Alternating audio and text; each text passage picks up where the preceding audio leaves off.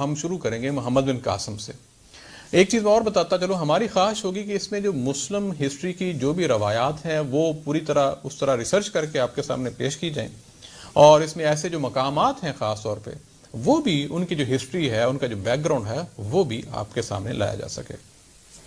آج کا جو پہلا پروگرام ہے محمد بن قاسم کے اوپر ہے، اور یہ آپ جانتے ہیں کہ محمد بن قاسم خاص طور پہ جب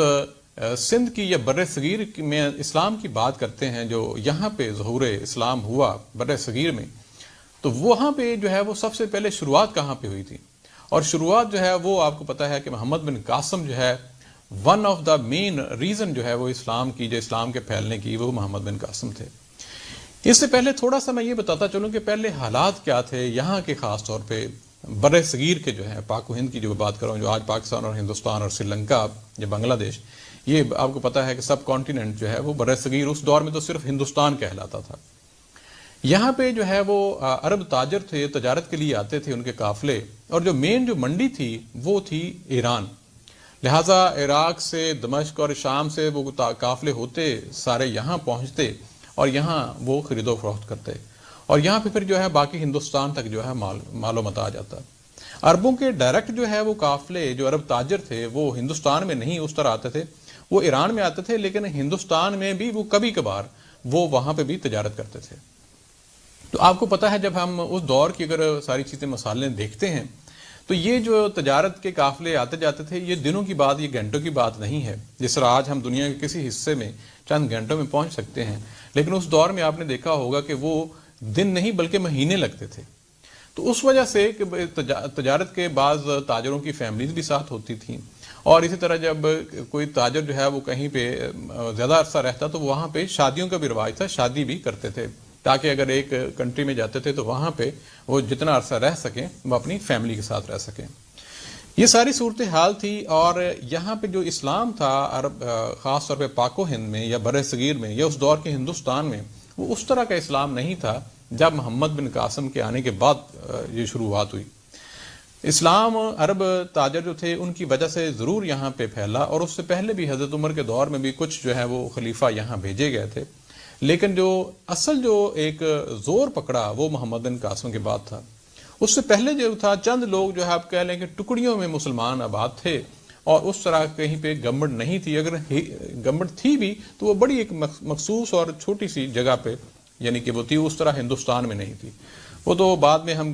ہو سکتا ہے اگلے پروگراموں میں وہ جو مغلوں کا دور تھا، محمود بن غزنوی اور قطب الدین ایبک، وہ ساری چیزیں بھی ہم ڈسکس کریں گے کسی دن۔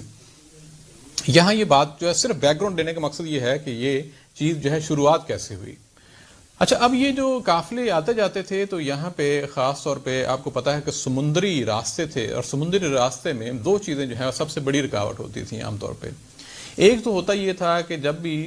تاجر جاتے تھے تو ان کو بحری جو قزاق ہوتے تھے وہ پڑ جاتے تھے، وہ لوٹ لیتے تھے۔ آج بھی آپ نے دیکھا ہوگا بعض اوقات ہمیں سننے کو ملتا ہے کہ بحری قزاقوں نے فلاں جو ہے وہ جہاز جو ہے وہ لوٹ لیا۔ دوسرا جو مسئلہ ہوتا تھا وہ ہوتا تھا کہ یہ جو طوفان ہوتے تھے، طوفان، بارش اور اس قسم کے جو حالات ہوتے تھے سمندر میں، آپ کو پتہ ہے وہ طوفانی بارشیں ہوں اور ہوائیں ہوں، تو آج کے مضبوط ترین جو ہے جہاز جو ہیں وہ وہاں پہ جہاز رانی بند کر دیتے ہیں، لیکن اس دور میں ایسی چیزیں بھی تھیں کہ نیویگیشن کے وہ معاملات نہیں تھے، وہ اتنی تفصیل جو ہے خیر ہم اس میں نہیں جاتے، لیکن کہنے کا مقصد یہ ہے کہ اتنے حفاظتی انتظامات اس دور میں نہیں تھے جتنے آج تھے۔ تو ان معاملات میں یہ بات کرنے کا مقصد یہ ہے کہ ان معاملات میں بہت سے جو تاجر تھے وہ اپنی زندگیاں کھو بیٹھتے تھے، یعنی کہ جب گھر سے وہ چلتے تھے تو یہ بھی اندازہ نہیں ہوتا تھا کہ دوبارہ ملاقات ہوگی کہ نہیں ہوگی۔ تو اس طرح جو ہے وہ بعض تاجر جو تھے وہ راستوں میں وہ فوت بھی ہوئے،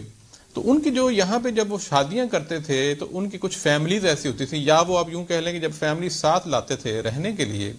تو وہ بعض جو فیملیز تھیں اب تاجر گئے ہوئے ہیں اور وہ بعد میں آپ یوں کہہ لیں کہ وہ فوت ہو گئے، یا بحری قزاقوں نے مار ڈالا، یا طوفان کی زد میں آ گئے، تو یہ جو فیملیز ہوتی تھیں یہ آپ لاوارث کہہ لیں یا آپ کہہ لیں کہ بے آسرا ہو جاتی تھیں۔ ایگزیکٹلی یہ جو سچویشن ہے وہ میں اس وجہ سے بتانا چاہ رہا ہوں کہ ایک علاقہ یہاں پہ تھا سری لنکا، جو آج کا سری لنکا ہے۔ اس دور میں بعض کتابوں میں اسے لکھا ہوا ہے یاقوت کے نام سے۔ وہاں پہ ایک بادشاہ یا راجا تھا، اس کا نام تھا رانا سانگا۔ رانا سانگا جو ہے یہ ایک ہمدرد بادشاہ گنا جاتا تھا. یہ بالکل ایسی ہے جیسے ہم نے کتابوں میں پڑھ رکھا ہے کہ ایک حبشہ کا بادشاہ ہوتا تھا نجاشی. تو بعد یہ ضروری نہیں ہے کہ مطلب ہے کہ اگر نان مسلم ہے تو وہ ظالم ہی ہوگا، ایسا بھی نہیں ہے. تو بعض جگہوں پہ بعض جو بادشاہ یا حکمران ہوتے تھے وہ بہت زیادہ رحم دل ہوتے تھے. تو اس سری لنکا کے اس کنٹری میں جو آج کا کنٹری ہے، یا ہم یوں کہہ لیں کہ اس دور کی یہ جو ریاست تھی یا یہ جو علاقہ تھا، وہاں پہ کچھ مسلمان فیملیز تھیں جن کے جو وہ بے آسرا اس طرح ہو گئیں کہ ان کی جو خواتین کے ہسبینڈ تھے وہ فوت ہو گئے تھے کسی نہ کسی لڑائی میں، اور یا کسی نہ کسی جو ہے وہ اسی طرح تجارت میں آتے جاتے طوفانوں کی زد میں آ گئے تھے. تو وہ جو فیملیز تھیں، عورتیں تھیں، بچے تھے جو یتیم ہو چکے تھے، اس راجا کو ہمدردی پیدا ہوئی، کیونکہ سری لنکا جو ہے وہ اس طرح کا مسلمان جو ہے وہ کنٹری نہیں تھا، یہ مسلم معاشرہ نہیں تھا. تو اس نے یہ سوچا اور بلکہ تجویز دی کہ ان خواتین اور بچوں کو کیوں نہ میں کسی مسلم کنٹری میں بھجوا دوں.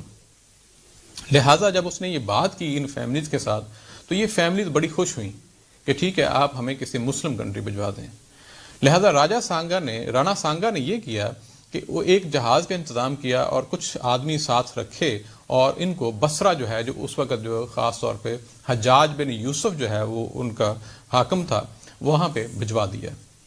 اب یہ راستہ اگر کبھی آپ نقشے میں ضرور دیکھیں تو آپ سری لنکا سے جب آپ چلتے ہیں تو آپ کو خلیج عمان اور خلیج فارس سے ہوتے ہوئے جانا پڑتا ہے عراق اور بصرہ. تو وہاں پہ راستے میں ایک جو ہے وہ بندرگاہ آتی تھی جس کا نام تھا دیبل. یہ دیبل جو ہے آپ کے ذہن میں اب آ گیا ہوگا، جب بھی ہم محمد بن قاسم کی بات کرتے ہیں تو دیبل کا جو ہے یہ بندرگاہ جو ہے خاص طور پہ یہ ہمارے ذہنوں میں آتی ہے. اس بندرگاہ یہ اس علاقے کی، یعنی کہ یہ مکران، بلوچستان اور سندھ جو ہے علاقہ جو ہے یہ، یا ایران آپ نے جانا ہے، تو یہ جو بندرگاہ ہے اس سے ساری کے سارے جو ہے لوگ آتے جاتے تھے. تجارت جو ہے یہ مین ایک مرکزی بندرگاہ تھی اس دور میں. تو وہ جو جہاز سری لنکا سے چلا تھا وہ بھی جب بندرگاہ پہنچا تو یہاں پہ جو بحری قزاق تھے انہوں نے حسب معمول کہہ لیں، حسب توفیق کہہ لیں، ان کو لوٹا. اور خاص طور پہ اس کو وہ لوٹتے تھے جن کے بہت زیادہ جو ہے وہ سیکیورٹی گارڈ نہیں ہوتے تھے یا جن کے حفاظتی انتظامات اس طرح نہیں ہوتے تھے. ان کو بھی انہوں نے، یہ جو خواتین اور بچے جا رہے تھے جن کے ساتھ کچھ مرد بھی تھے، ان کو لوٹا. چونکہ مال و متاع تو اتنا نہیں تھا، تھوڑا بہت جو خواتین کے پاس زیور ہوگا وہ انہوں نے لوٹ لیا، اور باقی جو ہے وہ خواتین کو، یہ اس دور کی عام طور پہ ایک رواج تھا، قید کر لیا جاتا تھا. تو خواتین کو انہوں نے قید کر لیا.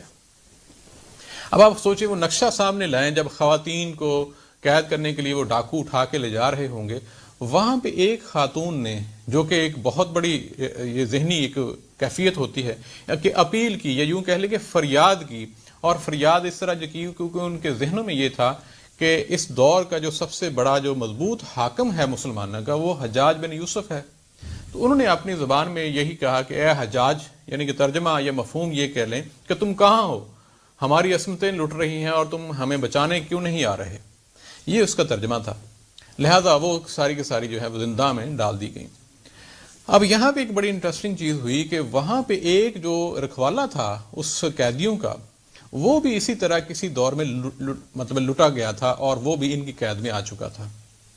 لہذا وہ رہ تو ان کے بحری قزاقوں کے ساتھ ہی تھا، لیکن اس کو کوئی ہمدردی اس کے ساتھ نہیں تھی. اس میں سے یہاں پہ جو ایک مرد تھے ان خواتین کے ساتھ، وہ بھی جو ان کے ساتھ قید ہو گئے تھے، اس کے ساتھ کہہ لیں کہ ہمدردی پیدا ہوئی ایک مرد کے ساتھ. جس طرح ہوتا ہے باتوں باتوں میں بات آگے نکلی، اور ایک جو مرد تھا جو ان خواتین کے ساتھ قیدی بنا تھا، وہ آپ یوں کہہ لیں کہ اس رکھوالے کے ساتھ ساز باز کر کے یا ہمدردی لے کے وہ وہاں سے نکلنے میں کامیاب ہو گیا. اب جیسے وہ باہر نکلا تو اس نے پھر فوراً جو ہے، اور تو کوئی حاکم قریب نظر نہیں آتا تھا جو مسلمانوں کا خاص طور پہ جو اس وقت جو ہے آپ کہہ لیں کہ بڑا زوردار ہو، وہ کسی نہ کسی طرح حجاج بن یوسف کے دربار میں پہنچ گیا. حجاج بن یوسف کے دربار میں پہنچ کے اس نے کہا کہ اے حجاج، یہ واقعہ ہے اور یہ میری آنکھوں سے دیکھا ہوا یہ واقعہ ہے کہ وہاں پہ ایک خاتون نے اس طرح فریاد کی ہے اور تمہارا نام لے کے فریاد کی ہے. اور ناظرین، یہ عربوں کے لیے ایک بڑی صورتحال تھی. جب ان کا نام لے کے کوئی ان کے پاس آتا تھا اور ان سے مدد طلب کرتا تھا تو عرب جو ہے ان کا دل پسیج جاتا تھا. یہی معاملہ اس وقت حجاج بن یوسف کے ساتھ ہوا. حجاج بن یوسف نے جب یہ سنا تو اس نے کہا ٹھیک ہے. اس جگہ کا جو سب سے مین حکمران جو ہے وہ اس وقت راجہ داہر تھا. تو اس حجاج بن یوسف نے ایک خط لکھا راجہ داہر کو. اب ایلچی جو ہے وہ خط لے کے گیا. جب راجہ داہر کو خط یہ لکھا کہ آپ کے علاقے جو ہے دیبل میں اس طرح جو ہے وہ بحری قزاقوں نے ہماری خواتین کو قیدی بنا رکھا ہے، آپ جو ہے وہ ان خواتین کو قید سے چھڑا کے آپ ہمارے پاس بھیجیں. لہٰذا جب راجہ داہر کے پاس یہ خط پہنچا تو اس کے زوم میں جس طرح ہوتا ہے، خمار ہوتا ہے ایک بہت زیادہ اپنی جو ہے گورنمنٹ کا، اپنی حکومت کا، اختیارات کا، تو اس نے کہا یہ کون کہاں سے آ کے خط کے ذریعے جو ہے وہ مجھ سے یہ مدد طلب کر رہا ہے. لہٰذا اس نے تمسخر اڑایا اور نہ صرف جو ہے اس کا جواب دیا بلکہ یہ کہا کہ جاؤ کہہ دو کہ وہ میرے اختیار میں نہیں ہے، جو کہ ایسا ممکن نہیں ہے کیونکہ راجہ داہر اس سارے خطے کا جو ہے وہ ایک پرزور اور بڑا زور آور جو ہے وہ حکمران تھا. یہ جو جواب ملا حجاج بن یوسف کو، تو حجاج بن یوسف جو ہے وہ اس سے اچھے خاصے سیکھ پا ہوئے، اور انہوں نے کیا کیا کہ انہوں نے ایک کمانڈر کو وہ بھیجا، بلکہ ان کا نام جو ہے وہ عبداللہ سلمی ان کا نام ہے. وہ کمانڈر جو ہے ان کو بھیجا کہ وہاں پہ جا کے ان خواتین کو چھڑایا جائے. لہٰذا وہ کمانڈر جب آئے اور آ کے ان ڈاکوؤں سے مٹ بھیڑ ہوئی، لیکن اتفاق ایسا ہوا کہ شاید تیاری پوری نہیں تھی یا پوری اسٹرینتھ نہیں تھی، لہٰذا وہ مارے گئے اور شہید ہو گئے. اس کے بعد جب یہ خبر دوبارہ حجاج بن یوسف تک پہنچی تو حجاج بن یوسف آف کورس جب یہ صورتحال ہوتی ہے تو پریشان ہوتا ہے. انہوں نے پھر ایک اور کمانڈر جو ہے وہ بھیجے جن کا نام تھا عدیل بن طافہ. عدیل بن طافہ کے ساتھ جو ہے وہ فوجی بھی بھیجے، تقریباً 6000 کے قریب تھے. جب وہ فوجی بھیجے تو یہاں پہ ایک بڑی دلچسپ صورتحال ہے. یہ جو خطہ تھا بر صغیر کا، ان کے راجاؤں کو بہت زیادہ زوم تھا، کیونکہ ان کے پاس جو معاملات تھے خاص طور پہ ہاتھیوں کے، وہ کسی اور دوسرے عرب علاقوں میں اس طرح کے نہیں تھے. لہٰذا وہاں سے جب عدیل بن طافہ جو ہے وہ یہاں پہ پہنچے تو آ کے انہوں نے جب سامنا کیا ہاتھیوں کا، جو گھوڑے تھے وہ آپ یوں کہہ لیں کہ بہت زیادہ بدک گئے. بلکہ جو ان کی شہادت ہوئی عدیل بن طافہ کی، یہ بھی ایک ایسا ہی معاملہ ہوا کہ جب ہاتھی جو ہے، آپ کو پتا ہوگا اگر ذہن میں آپ لائیں، آپ نے فلمیں بھی شاید دیکھی ہوں گی کہ جب وہ لائن میں کھڑے ہوتے ہیں اور وہ چنگاڑتے ہیں تو بہت زیادہ جو ہے گھوڑے ان کی صفیں بے ترتیب ہو جاتی ہیں. تو یہی معاملہ ہوا، ان کی جو ہے وہ صفیں بے ترتیب ہوئیں اور عدیل بن طافہ جس گھوڑے پہ بیٹھے تھے وہ گھوڑا بدک گیا، اور اتنا بدک گیا کہ وہ سر پر دوڑنا شروع کر گیا ایک طرف، اور وہ علاقہ جو ہے وہ آپ یوں کہہ لیں کہ دشمن کی صفوں میں گھس گیا، اور وہاں پہنچ کے گھوڑا نے ان کو گرا دیا عدیل بن طافہ کو. جب گرا دیا تو وہاں چونکہ اور تو کوئی فوجی ساتھ تھے نہیں، تو اس وجہ سے وہاں جو راجہ داہر کے آدمی تھے انہوں نے پکڑ کے شہید کر دیا. جب یہ معاملہ جو ہے دوبارہ خبر پہنچی، اب یہاں پہ دو صورتحال دو دفعہ کے حملے، یہ دو دفعہ کی ایسی صورتحال تھی کہ دو کمانڈر بھیجے اور دونوں ناکام ہوئے، یا یوں کہہ لیجئے کہ کامیاب نہ ہوئے. اب جب تیسری بات آئی تو محمد بن قاسم جو ہے اس وقت جو ہے ان کے ذہن میں وہ ایک ہی نام تھا، وہ محمد بن قاسم، یعنی کہ حجاج بن یوسف کے جو ذہن میں نام تھا وہ محمد بن قاسم کا ہے. اس کی ایک خاص وجہ ہے. اس کی وجہ یہ تھی کہ ایک تو وہ محمد بن قاسم جو ہے وہ حجاج بن یوسف کی نگرانی میں ہی پلے بڑے. اس کی یہ ریزن تھی کہ بچپن میں ان کے والد فوت ہو گئے تھے، اور ان کا میں اگر تھوڑا سا بتاتا چلوں تو خاص طور پہ اگر بات کریں تو یہ بنو ثقیف کے ساتھ ان کا تعلق تھا. اور یہ بنو ثقیف وہ ہے جو اپنا جاہو جلال، جاہو حشمت جو ہے، وہ شجاعت اور بہادری جو ہے، عربوں میں یہ وہ قبیلہ تھا جو ہمیشہ اپنے آپ کو سب سے بہتر سمجھتا تھا. اور یہاں پہ ایک بات میں ایک ضمناً کہنا چاہتا ہوں، ان کا تعلق جو تھا وہ طائف کی وادی جو ہے آپ نے اور میں نے سن رکھا ہے وہاں سے تھا، اور وہاں کی ایک جو ہے علاقہ، ایک جگہ تھی رہیبہ، یہ محمد بن قاسم کی پیدائش کا وہ جگہ تھی. اب آپ تھوڑا عرصہ پیچھے چلے جائیں، جب اللہ کے رسول جو ہے اس وادی میں گئے تھے اور اس وادی والوں نے بڑا برا سلوک کیا تھا، بلکہ اللہ کے رسول کے جو ہے وہ پاؤں جو ہیں وہ بھی زخمی ہو گئے تھے، پتھر بھی برسائے گئے تھے. تو جب فرشتہ آیا تھا اور کہا تھا کہ اے اللہ کے رسول آپ چاہو تو ان دو پہاڑوں کو میں آپس میں ملا دوں اور تہس نہس کر دوں، تو پھر آپ نے جو کہا تھا اس کا مفہوم یہ تھا نہیں یہ نہیں تو ان کی نسلوں میں جو ہے وہ آگے کوئی نہ کوئی انسان جو ہے آگے نکلے گا، اچھا اللہ تعالیٰ ہدایت دے ان کو، اور ان کی نسلوں میں جو ہے مسلمان ہوں گے. اب آپ سوچ لیجئے اس چیز کو اس سے ملا دیں تو محمد بن قاسم اسی نسلوں میں سے، انہی نسلوں میں سے نکلا تھا.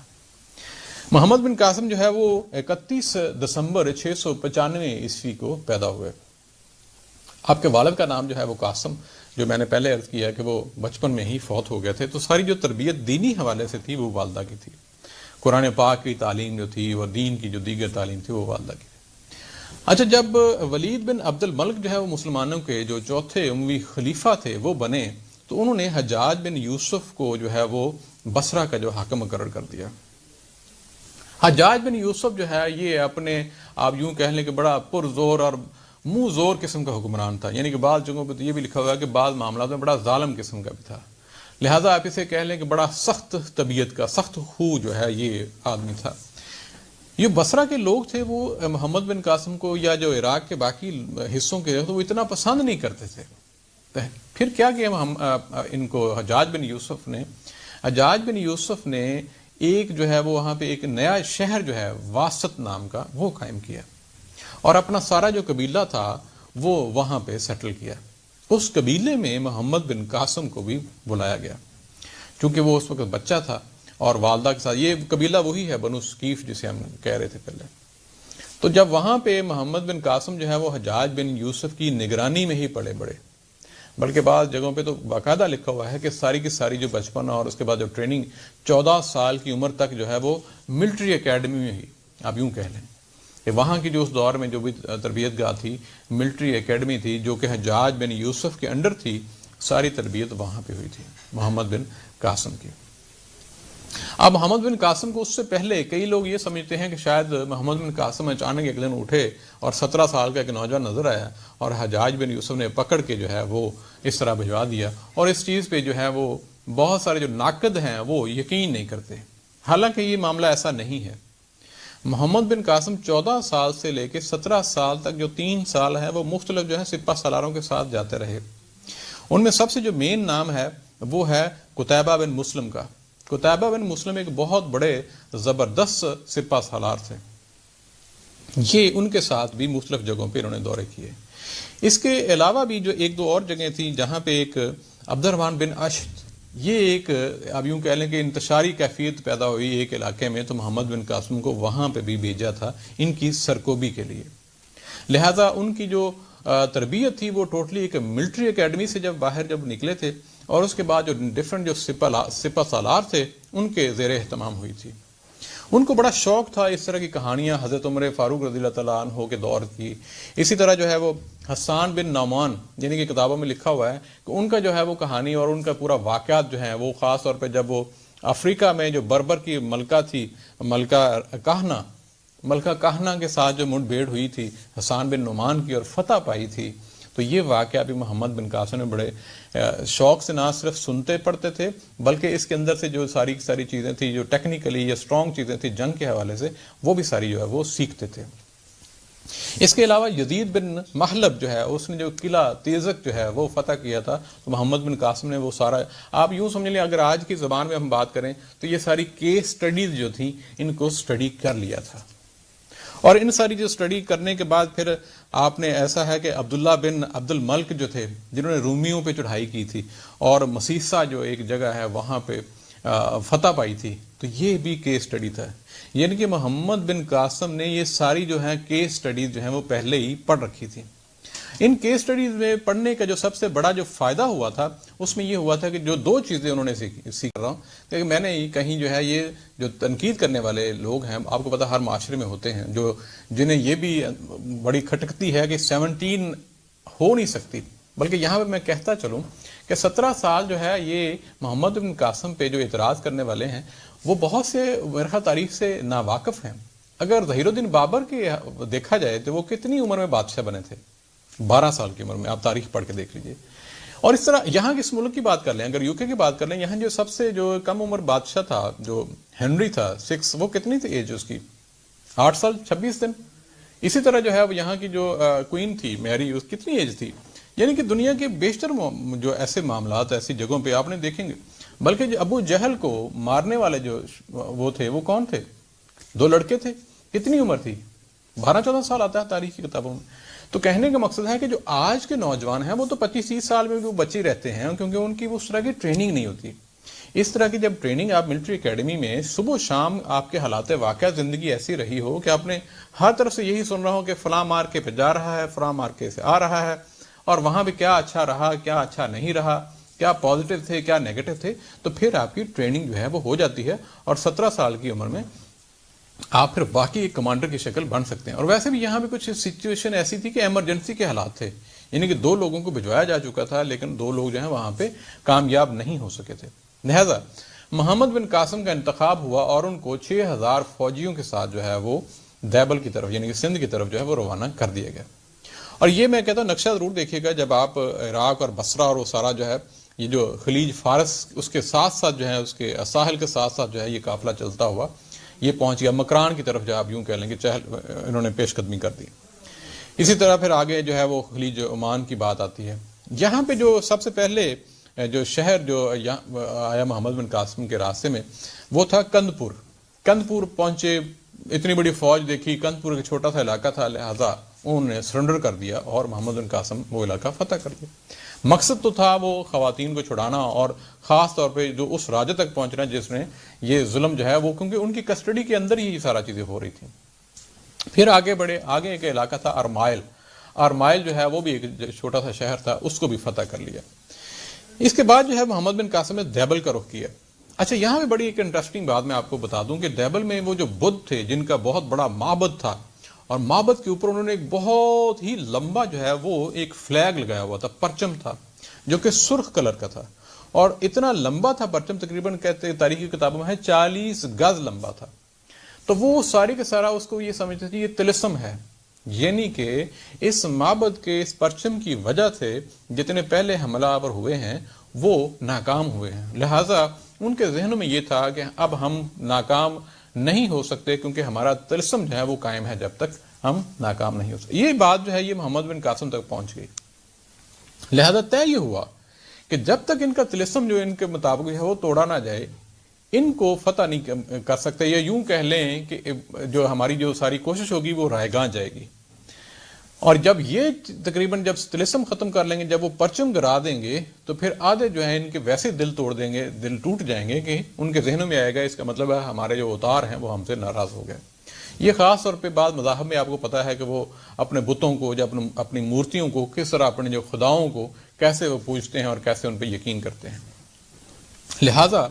یہ طے پایا کہ اس کو جو ہے وہ ان کا جو ایک بڑا سا جو وہ گنبد نما تھا اس کے اوپر جو وہ پرچم لگا ہوا تھا اس معبد کا جو سب سے بڑا جو ہے وہ بدھ گھر کہہ لیں, عبادت گاہ ان کی کہہ لیں, وہ بدھوں کی, وہ اس کو توڑا جائے. محمد بن قاسم جب وہاں دیبل سے تھوڑا سا اسی طرح باہر اس کے قریب جب پہنچے یعنی کہ اس رینج میں پہنچ گئے تو ایک چیز یہاں میں بتانا بھول گیا کہ جب وہ آئے تھے ساتھ جو ہیں جہاں پہ بہت زیادہ تو نہیں آپ کہہ سکتے 6000 فوجی تھے, ساتھ کچھ اونٹ بھی تھے اور ساتھ جو وہ چیز لائے تھے وہ 5 جو ہے وہ منجنیق لائے تھے.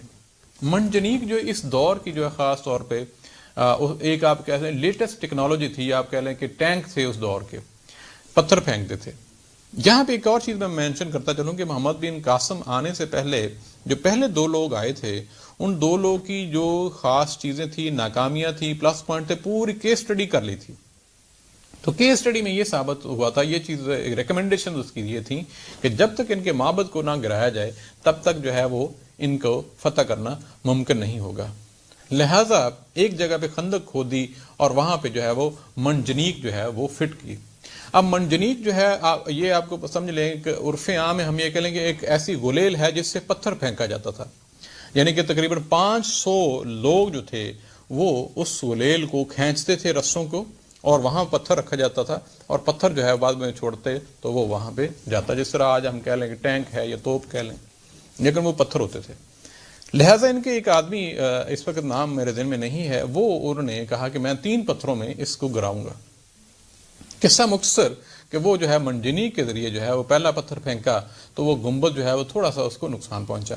دوسرا پھینکا تو وہ گنبد کے اندر گھس گیا, جب تیسرا پتھر پھینکا تو وہ ڈائریکٹلی اس جگہ پہنچ گیا اور اس جو پرچم تھا بہت لمبا چوڑا جو 40 گز کا وہ گرا دیا. جب گنبد اور وہ پرچم گر گیا تو ان کا جو طلسم تھا اور یہ جو جتنے بت تھے انہوں نے کیا کیا تھا کہ انہوں نے اس سارے کے سارے جو قلعہ تھا اس کے اندر جو ہے وہ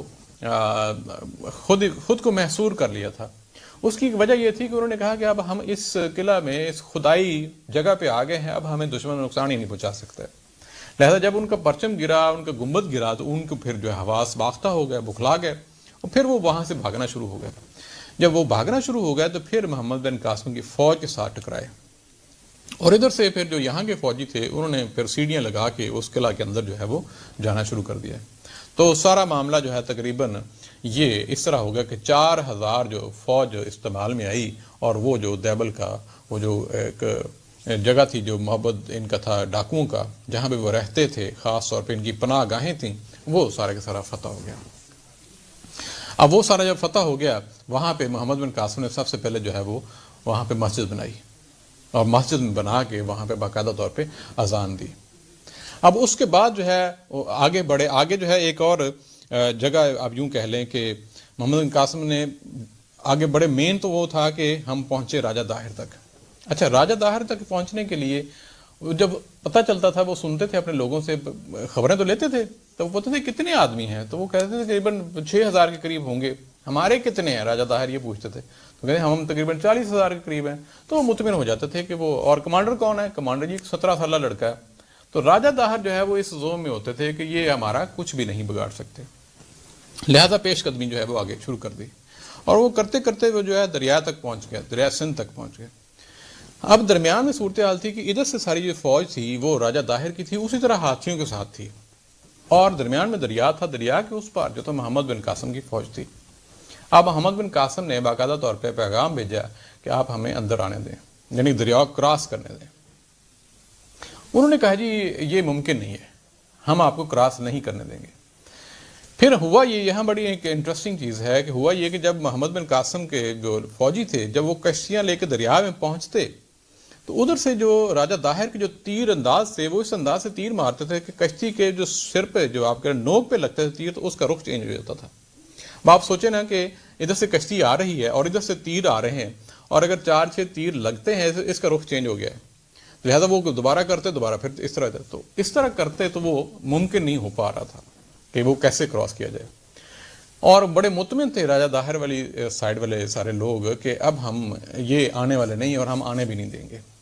اب وہاں پہ ایک اسٹریٹجی جو ہے، اگین کہتا ہوں کہ محمد بن قاسم خاص طور پہ پلاننگ میں بڑے ماہر تھے، اور یہ اس دور میں بہت کم چیزیں دیکھنے میں آتی تھیں. انہوں نے ایک اسٹریٹجی یہ استعمال کی کہ رات کو محمد بن قاسم نے دریا کے جو کنارے کے ساتھ ساتھ جو ہے وہ کشتیاں جو ہیں وہ آگے جوڑنی شروع کر دیں. اور کشتیاں آپ سمجھنے کے لیے میں کہتا ہوں، یہ اگر دریا کنارہ ہے تو کشتیاں آگے آگے آگے آگے جوڑتے گئے، ہر کشتی کے اس سے آگے اس سے آگے، اور اس کو پھر رسے کے ساتھ مضبوطی سے باندھ دیا. اور ساتھ جو ہے آپ کو پتہ، جب کشتی جو ہے وہ آپ کنارے پہ رکھتے ہیں تو ایک بہت مضبوط لکڑی بھی آپ لگاتے ہیں جس کے ساتھ کشتی جو ہے وہ باندھی جاتی ہے. وہ لکڑیاں بھی درمیان میں پھنسا دیں.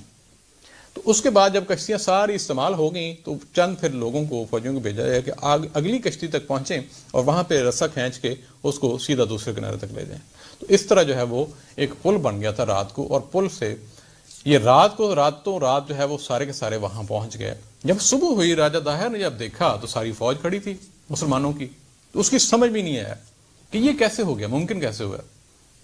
کیونکہ وہ تصور نہیں کر سکتے تھے کہ ان کے پاس کچھ ایسا ساز و سامان ہے. ان کی خبر تو یہ کہتی تھی کہ ان کے پاس کوئی ایسی چیزیں نہیں ہیں جہاں پہ وہ پل بنا سکیں.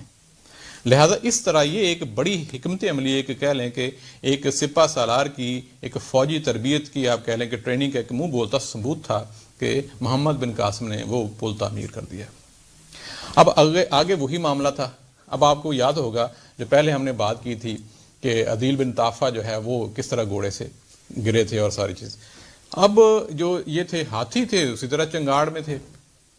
اب گھوڑے جو آگے بڑھنے سے وہ رک رہے تھے. تو یہاں پہ ایک اور دوسری اسٹریٹجی یوز کی جو محمد بن قاسم نے، جو کہ اس دور میں بہت کم جگہوں پہ دیکھنے کو ملتی تھی.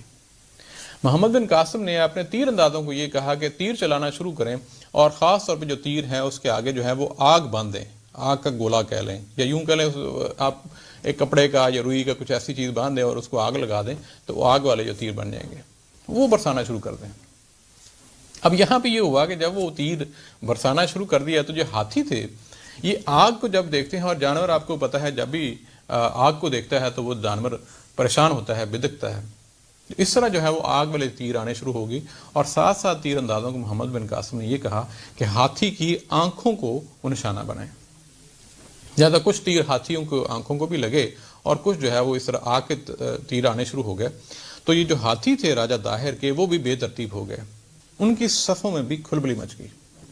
ایک تیر جو تھا وہ آگ والا اور راجہ داہر کے ہودج میں لگا، یعنی کہ ہاتھی کے اوپر وہ جو ایک مچان سی آپ کہہ لیں جو اس کے اندر جو ہے وہ ڈولی سی اس کے اندر لگا،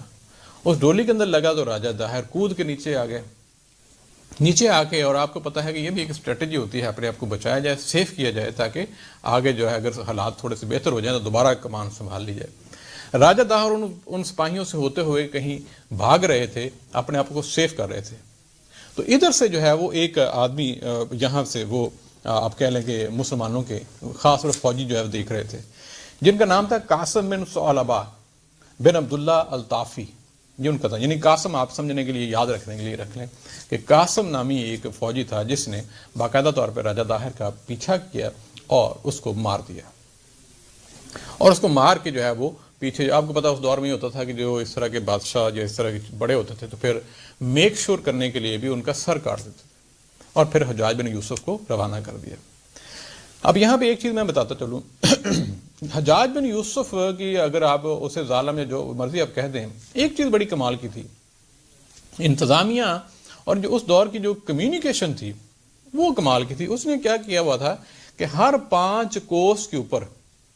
آپ آج کے مطلب کہہ رہے ہیں 5 میل کر لیں، کوس تھوڑا سا بڑا ہوتا ہے، میل کر لیں، اس کے وہاں پہ 2 گھڑ سوار رکھے ہوئے تھے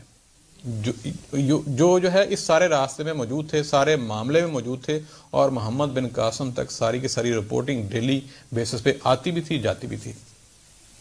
تو وہاں پہ بلکہ خطوط بڑے مشہور ہیں حجاج بن یوسف کے۔ اب یوں ہوا کہ یہاں سے خط جو ہے وہ وہاں تک گیا، یہ جو سوار ہے وہ اس نے 5 کو کراس کیا، اگلے کو دیا، تو وہ تقریباً یہاں سے سندھ سے بصرہ تک اور بصرہ سے واپس سندھ تک 7 دن کے اندر اندر جو ہے وہ کمیونیکیشن مکمل ہو جاتی تھی۔ تو حجاج بن یوسف نے بڑے اچھے خطوط بھی لکھے اور بڑی تعریف بھی کی، اور بلکہ تعریفی کلمات بے شمار تھے کہ محمد بن قاسم تم بہت بہادر ہو۔ اب یہ چیز جو ہے وہ ثابت کرنے کی بھی ضرورت مزید نہیں رہ گئی کسی کے لیے کہ تم بہادر نہیں ہو، تم بہادر ہو، تم بے خوف ہو، کبھی زندگی میں خوف نہ کھانا۔ لہذا ہوا یہ کہ جب راجہ داہر جو ہے وہ قتل ہو گیا، تو آپ کو پتہ ہے کہ جب بادشاہ قتل ہوتا ہے تو پھر فوجوں میں بے ترتیبی آ جاتی ہے، اور پھر گمسان کارن جو ہے وہ پڑ گیا، اور اس کے بعد جو ہے بہت سے قیدی بن گئے، بہت سے جو ہے وہ کمانڈر وہ چھپ گئے۔ اب اس پہ راجہ داہر جو ہے وہ اس کا قصہ تمام ہوا، اور محمد بن قاسم جو ہے وہ اس جگہ میں آ کے حکمران ٹھہر گیا۔ اس کے بعد فردر بھی جو ہے وہ آگے معاملات ہوتے گئے۔ ایک چیز یہاں پہ میں ضرور بتاتا چلوں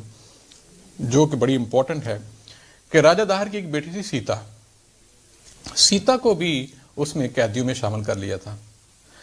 اب وہاں پہ جو باقی قیدی تھے اس کے مقابلے میں جو سیتا کے ساتھ سلوک تھا، یہ اس دور میں یہ بھی ہوتا تھا کہ جو بادشاہ کی فیملی ہوتی تھی اس کو سلوک تھوڑا سا بہتر دیتے تھے، تو سیتا کو بھی جو ہے وہ باقاعدہ رستوں میں یا کچھ اس طرح کی چیزوں میں جھگڑا نہیں، یا آپ کہہ لیں کہ زندہ میں نہیں ڈال دیا، بلکہ اس کو لیے ایک مخصوص ایک جگہ بنا دی کہ وہ وہاں رہے، اور اس کو عزت اور احترام دی گئی کہ یہ راجہ داہر کی شہزادی ہے، بیٹی ہے جو بھی۔ لیکن معاملہ یہ ہوا کہ جب محمد بن قاسم دیکھتے کہ سیتا کو جب وہ رات کو کہیں جاتے ہوئے دیکھتے تھے کہ وہ کہتے تھے کہ یہ کہاں پہ جاتی ہے، پیچھا کیا، مخبر نے بتایا جب تو پیچھا کیا تو وہ کسی نہ کسی سے بات چیت کرتی تھی۔ جب پتہ کیا، مزید تحقیق کی، تو پتہ چلا کہ وہ سارا دن کی جو محمد بن قاسم کے اس کابینہ کی خبریں ہوتی تھیں، وہ ساری کی ساری خبریں جو ہے اپنے جو ایسے ایک بھائی تھا اور کچھ کمانڈر تھے راجہ داہر کے، ان تک دیتی تھی۔ جب یہ چیز پکڑی تو پھر محمد بن قاسم نے سیتا کو، اب یہاں پہ تاریخ میں یہ بھی لکھا ہوا ہے کہ دیکھا جائے تو ایک اور ہمدردی کی تھی، رحم دلی کی تھی، وہ یہ تھی کہ اس کا سر قلم کر دینا چاہیے تھا کیونکہ وہ اس نے غداری کر رہی تھی اس وقت، لیکن محمد بن قاسم نے اس پہ بھی رحم کیا اور اس کو جو ہے وہ عراق بھجوا دیا، بصرہ بھجوا دیا، اور وہاں پہ جب بصرہ اس کو بھجوا دیا کہ اس کا جو ہے وہ قصہ تمام ہوا، اور وہاں پہ آپ کو پتا جب کسی جنگ سے اس طرح شہزادیاں آتی تھیں تو وہ وہاں پہ جو ان کے گھروں میں خاص طور پہ کنیزوں کے طور پہ بھی رہتی رہی ہیں، اور مختلف جو ہے بعد میں آگے جا کے آپ دیکھیں گے صفوان نامی جو ہے ایک حاکم تھا، اس کے گھر میں یہ کنیز بنی تھی۔ محمد بن قاسم کی ایک اور چیز بڑی زبردست تھی کہ اس نے یہاں پہ جو لوگوں کے اندر جو ہے وہ بڑا اپنا نام پیدا کر لیا تھا، یعنی کہ نام اس اعتبار سے پیدا کر لیا تھا، جو راجہ داہر تھا اس کا انصاف نام کی کوئی چیز نہیں تھی، لیکن محمد بن قاسم نے وہ ساری چیزیں کر دی تھیں جو عام کسی انسان کو ایک بہتر جو ہے وہ ماحول دے سکتی ہیں۔ فار ایگزامپل اس نے غریبوں کے لیے جو ہے وہ وظیفے قائم کر دیے تھے، اور اس نے مکمل مذہبی آزادی دے دی تھی۔ مکمل مذہبی آزادی سے مراد یہ ہے کہ کوئی بھی شخص جو ہے وہ اپنی عبادت کر سکتا ہے، اپنے جو مذہبی رسومات ہیں وہ بغیر کسی خوف و خطر کے وہ دے سکتا ہے، ادا کر سکتا ہے، اور ساتھ ساتھ جو مذہبی رہنما تھے وہ خاص طور پہ ان کو وظیفے دے دیے تھے۔ یہ چیز بڑی انٹرسٹنگ ہے، یعنی کہ یہ چیز بڑی آپ کو کم ملتی ہے کہ مذہبی رہنماؤں کو بھی وظیفے دے دیے۔ اس کے ساتھ ساتھ ایک اور کام بھی کیا تھا کہ محمد بن قاسم نے وہاں کی جو لائبریریز تھیں وہاں پہ جو کتب کٹھی کی اور کتب کے ترجمے شروع کروا دیے۔ اس میں اسلامی جو وہاں پہ مذہبی کتب جو تھیں، ان کی ثقافتی تھیں، اور ان کی جو دیگر کتب تھیں ان کے سارے جو ہے وہ تراجم جو ہے وہ کروائے۔ اسی طرح جو ہے محمد بن قاسم نے خاص طور پہ جو اتنا پبلک کے ساتھ جو ہے وہ وظائف کا نظام کیا، پھر ٹیکس کا جو ہے بہت ہی مختصر ترین ٹیکس جو ہے وہ عائد کیا تھا، جبکہ راجہ جو اس سے پہلے بڑا ظالمانہ طریقے سے ٹیکس اکٹھا کرتا تھا۔ یعنی کہ ساری چیزیں اتنی اچھی کر دیں کہ آپ حیران ہوں گے کہ لوگ جو تھے مسلم اور نان مسلم دونوں نے محمد بن قاسم کو کوئی اوتار سمجھ لیا تھا۔ مسلمانوں نے خیر اپنا سپہ سالار اور لیڈر ہی سمجھا۔ وہ اس وجہ سے میں اوتار کا ورڈ یوز کر رہا ہوں کہ وہاں پہ اسی دیبل کے جو سب سے بڑے بت خانے میں جو ان کا سب سے بڑا معبد تھا بدھوں کا، اس میں محمد بن قاسم کا مجسمہ بھی بنایا گیا، یعنی کہ مورتی بھی بنائی گئی، کیونکہ وہ کہتے تھے یہ اتنا اچھا انسان ہے، یہ ہم میں سے نہیں، یہ کوئی اوتار ہے۔ تو انہوں نے محمد بن قاسم کا وہاں پہ مجسمہ بنایا تھا اور باقاعدہ اسے پوجتے تھے۔ اور یہاں پہ جو میں اگین کہوں کہ اتنا زبردست معاملہ تھا کہ ایک جو لیڈر تھے ان کی کیبنٹ میں ہوتے تھے راجہ داہر کی، جن کا نام تھا جے سنگھ، وہ باقاعدہ طور پہ محمد بن قاسم کے اچھے سلوک کی وجہ سے وہ مسلمان ہو گئے تھے۔ ایک معاملہ اور ہو گیا یہاں پہ۔ اب یہاں پہ صورتحال یہ ہوگی کہ ان دنوں جب ساری چیزیں محمد بن قاسم وہاں پہ آگے روہڑی تک اور آگے جو ملتان تک، وہ تفصیل ہو جائے گی لمبی، وہ فتوحات جو ہے وہ جاری رکھے ہوئے تھے، بلکہ آگے گجرات اور فوجیں آگے بھی جا رہی تھیں، اور بڑا اچھا نظام جو ہے یہ مسلمانوں کا اوورآل جو وہاں پہ ہے، اسلام جو چھوٹے چھوٹے چھپے ہوئے لوگ تھے ٹکڑیوں میں مسلمان، محمد بن قاسم کے آنے کے بعد جو ہے وہ علان جو ہے وہ اسلام کی پریکٹس بھی کرنے لگے، اور علان جو ہے وہ گورنمنٹ کا ساتھ دینے لگے، اور اسلام جو ہے اس طرح جو ہے وہ وہاں پہ پھیلتا گیا۔ اب جو معاملہ ہوا، حجاج بن یوسف جو ہے وہ فوت ہو گیا۔ حجاج بن یوسف جب فوت ہو گیا تو یہ خبر محمد بن قاسم کے لیے ایک بڑی پریشانی والی تھی، کیونکہ محمد بن قاسم ان دنوں کے حالات یہ تھے کہ جو بھی آج بھی آپ ایسے دیکھ لیں، کسی بھی ہم آج کی مثالیں اگر دے لیں تو جو بھی اگر نیا باس آتا ہے تو وہ اپنا ایک پسندیدہ بندہ جو ہے وہ رکھتا ہے۔ اس طرح جب حجاج بن یوسف فوت ہوئے تو تھوڑے عرصے بعد ہی جو مسلمانوں کے اس وقت کے خلیفہ تھے ولید بن عبد الملک، وہ بھی فوت ہو گیا۔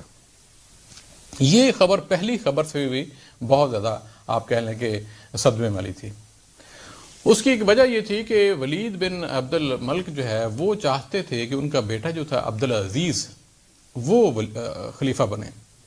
لیکن جو ان کا بھائی تھا سلیمان بن عبد الملک وہ خلیفہ بن گئے، چونکہ ولید نے اپنی زندگی میں کوئی ایسی وصیت تو نہیں کی تھی کہ وہ قانون کی شکل اختیار کر لیتا، لہٰذا ابھی کمیونیکیشن گفت و شنید ہی جاری تھی سلیمان سے کہ وہ ودرا کرے اور جو ہے وہ جگہ خالی کرے گا ولید کے بعد عبدالعزیز کی، جو کہ عبدالعزیز بیٹا تھا ولید کا۔ لیکن ولید کی فوتیدگی کے بعد ہوا معاملہ یہ کہ جو سلیمان بن عبد الملک تھا وہ وہاں پہ آ گیا۔ اب جب وہ وہاں پہ آ گیا تو اس نے سب سے پہلے کیا کیا کہ اس نے جہاں جہاں پہ جو گورنر تھے وہ چینج کرنے شروع کر دیے، اور جو چیزیں تھیں جو ولید کے کیا کہتے ہیں حکمرانی میں تھیں اس کو بدلنا شروع کر دیا۔ یہ جو پارٹ عام طور پہ میں کہتا ہوں کہ مسنگ ہوتا ہے، ہم نے جب آپ نے اب کبھی سنا ہوگا تو آپ صرف وہاں تک ہی محدود رہتے ہیں محمد بن قاسم کی فتح تک، لیکن یہ سیڈ پارٹ بھی جو ہے میں یہاں پہ تذکرہ کرنا چاہتا ہوں۔ ایک اور وہاں پہ ایک آدمی سے صالح بن عبد الرحمن، یہ جو سلیمان بن عبد الملک نے صالح بن عبد الرحمن کو بصرہ کا جو خراج کا گورنر تھا وہ بنا دیا۔ اچھا، اب چونکہ یہ مخالف پارٹی کی تھی، یہ یوں سمجھ لیں کہ اپوزیشن تھی، اب انہوں نے کیا کیا کہ جو لوگ تھے جو جس طرح عتیبہ بن مسلم اور سارے ان کو پکڑنا شروع کر دیا، جو اس دور کے فاتح تھے، کمانڈر تھے،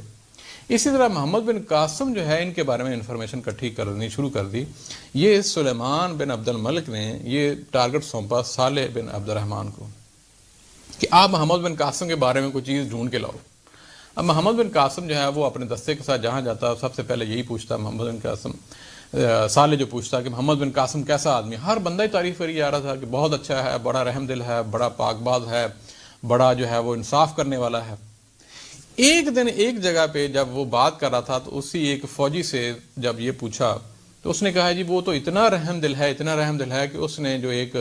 راجہ داہر کی بیٹی تھی سیتا اس کو بھی چھوڑ دیا رحم دلی میں, حالانکہ اس کا سر قلم کرنا چاہیے تھا کیونکہ اس نے غداری کی تھی. اب یہاں پہ صالح بن عبد الرحمن کے کان کھڑے ہو گئے کہ وہ کون ہے. تو جو انہوں نے تفصیل جو ہے انہوں نے بتاؤ سیتا کون تھی. اب سیتا کی تفصیل بتا دی. اچھا اب کدھر ہے؟ انہوں نے کہا جی وہ اس وقت جو ہے وہ بصرہ میں ہے. پوچھا گیا کہاں پہ ہے, کرتے کرتے چیک کرتے پتہ چلا کہ وہ اس وقت جو ہے وہ شیخ صفوان کے گھر میں کنیز کے طور پہ ہے. لہذا یہ جو صالح صاحب تھے یہ فوراً وہاں پہنچے اور وہ سیتا سے ملاقات کی, کیونکہ سیتا جو صفوان تھے وہ صالح کے دوستوں میں سے تھے, یا کہہ لیں کہ قریبی حلقوں میں سے تھے, کیونکہ وہ بھی گورنمنٹ میں کوئی نہ کوئی عہدہ تھا اور وہ ان کے قریب تھے جو ان سے پہلے سلیمان تھے. لہذا سیتا تک جب پہنچے ان سے پوچھا جی محمد بن قاسم کے بارے میں بتاؤ. اب سیتا تو پہلے ہی بری بیٹھی تھی, کیونکہ ایک تو ریزن یہ تھی کہ اس کے والد کو قتل کیا گیا, دوسری ریزن یہ تھی کہ اس کا ایک بہت زیادہ آپ یوں کہہ لیں کہ فیانسے تھا جو کہ اسی جگہ پہ تھا راجہ داہر کی گورنمنٹ میں, اور ان کی شادی نہیں ہوئی تھی. اس جنگ کی وجہ سے فیانسے ان سے دور ہو گیا تھا تو وہ اس وجہ سے بھی پریشان تھی. اور تیسری یہ تھی کہ وہ بدلہ لینا چاہتی تھی. اب آپ خود سوچیں کہ دشمن کی بیٹی جس کا فادر جو ہے وہ قتل کر دیا گیا ہو اور اس کی بیٹی سے جب پوچھا جائے تو وہ اچھا تو نہیں کہے گی. لہذا اس نے یہ کہا بدلہ لینے کے لیے کہ محمد بن قاسم نے بڑا ظلم کیا ہے مجھ پہ اور بے شمار قسم کی جو ہے نا بہتان لگا دیے. جب یہ چیز جو ہے وہ پہنچی خاص طور پہ صالح کو یہ ملی تو وہ تو بڑا خوش ہو گیا اندر سے کہ جو چیز میں ڈھونڈنا چاہ رہا تھا کہ کوئی نہ کوئی کلو تو ملے محمد بن قاسم کے اوپر جو ہے وہ کرنے کے لیے. لہذا وہ فوراً پہنچا اس دور کے جو خلیفہ تھے سلیمان بن عبد الملک. سلیمان بن عبد الملک کے پاس پہنچ کے انہوں نے کہا جی کہ محمد بن قاسم نے یہ وائلیشنز کی ہیں قیدیوں کے ساتھ, اور خاص طور پہ جو سیتا اس کے ساتھ یہ وائلیشن کی ہے جو راجہ داہر کی شہزادی تھی, بیٹی تھی. اس دور میں یہ پھر معاملہ ہوا کہ فوراً حکم دے دیا گیا کہ محمد بن قاسم کو گرفتار کر کے لاؤ. اب محمد بن قاسم جو ہے وہ گرفتار ہو کے جا رہے تھے اور ادھر جو ہے وہ قید خانے میں ڈال دیے گئے. سلیمان جو تھے انہوں نے کیا کیا کہ محمد بن قاسم کی سزائے موت کے آرڈر جاری کر دیے. جب سزائے موت کے آرڈر جاری کر دیے اور اس کے بعد سزا دے دی گئی, یعنی سزائے موت دے دی گئی. کچھ عرصے بعد یہی جو کنیز جو سیتا تھی یہ اپنی کسی سہیلی کے ساتھ بیٹھی ہوئی تھی, اور سہیلی بھی کنیز تھی جو کہ فارسی کنیز تھی. اس نے کہا کہ اس طرح معاملہ ہوا تو میں نے اس طرح محمد بن قاسم جو ہے اس کو سزا دلوائی ہے, لیکن مجھے پتا ہے کہ وہ بندہ اچھا تھا, بندہ برا نہیں تھا, میں نے اس پہ الزام تو لگائے ہیں, لیکن اب وہ دنیا سے چلا گیا ہے. اب مجھے فیل ہوتا ہے کبھی کبھی گلٹی فیل ہوتی ہے کہ میں نے غلط کیا ہے. تو پھر کیا کیا جائے؟ اس سے مشورہ لیا کہ اب کیا کیا جائے. انہوں نے کہا کہ آپ ایسا کرو پھر یہی بات دوبارہ خلیفہ تک پہنچاؤ. لہذا سیتا نے وہی کہانی جو ہے وہ صفوان کو دوبارہ بتائی. اب صفوان جو ہے وہ سلیمان تک گیا. سلیمان نے جب یہ سنا تو پریشان ہو گیا, بلکہ لکھا ہوا ہے تاریخ کی کتابوں میں کہ وہ اتنا پریشان ہوا کہ اتنا بڑا خلیفہ, اتنا بڑا کمانڈر کو مار دیا, اور وہ کب کبھی طاری ہو گئی. اس نے پورا جو ہے وہ کنفرمیشن کے لیے جو ہے وہ سیتا کو بلایا. جب سیتا کو بلایا تو سیتا سے پوری کنفرمیشن چاہی. سیتا نے یہ کہا کہ بالکل بات درست ہے, اور منوان جو ہے وہ ساری دوبارہ کہانی بیان کر دی گئی. لہٰذا سلیمان نے سیتا کو بھی زندہ میں ڈال دیا اور سیتا کو بھی سزائے موت دے دی. تو لہٰذا اس طرح جو ہے وہ سٹوری اینڈ ہوئی. یہاں پہ چونکہ آخری لمحہ ہے ہمارے پاس, پروگرام کا وقت ختم ہوا چاہتا ہے,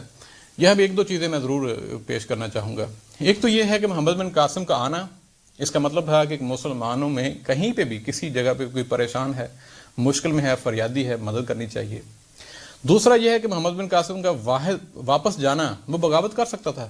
لیکن کمانڈر کی جو اطاعت ہے وہ بڑی لازمی ہے.